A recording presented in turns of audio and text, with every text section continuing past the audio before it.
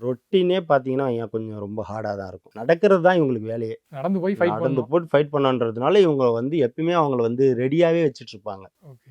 10 kilometre நடக்கிறது, 12 kilometre நடக்கிறது, அந்த வெயிட்ட தூக்கிட்டு நடக்கிறது, அப்படிங்கிற மாரியான ட்ரெய்னிங் வந்து இவங்களுக்கு போயிட்டே இருக்கும். இதுதான் வந்து இன்ஃபேன்ட்ரி. ஆர்டி, ஆர்ட்டில்லரி. ஃபர்ஸ்ட் இன்ஃபேன்ட்ரி, அதுக்கடுத்து வந்து ஆர்மர்ட் ரெஜிமென்ட், அதுக்கடுத்து ஆர்டி. ஆர்டிங்கிறது என்னன்னா, ஒரு மிகப்பெரிய ஃபைட்டிங் ஃபோர்ஸ். நம்ம கேள்விப்பட்டிருக்கோம் இல்லையா? பீரங்கி படைன்னு சொல்லுவோம்.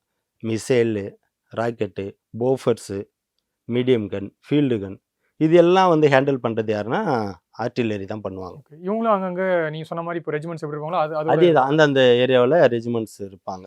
ஓகே. சரியா? அவங்க பார்டர் டைப்ல இருப்பாங்க. இவங்க கொஞ்சம் உள்ள அந்த பஞ்சாப், ஹரியானா, ராஜஸ்தான், யூபி இந்த மாரி ஏரியாக்கள்லாம் இந்த பட்டாலியன் வந்து அதிகமா இருக்கும். ஏன்னா, இதுக்கு ஒரு பெரிய ஸ்பேஸ் தேவைப்படுது.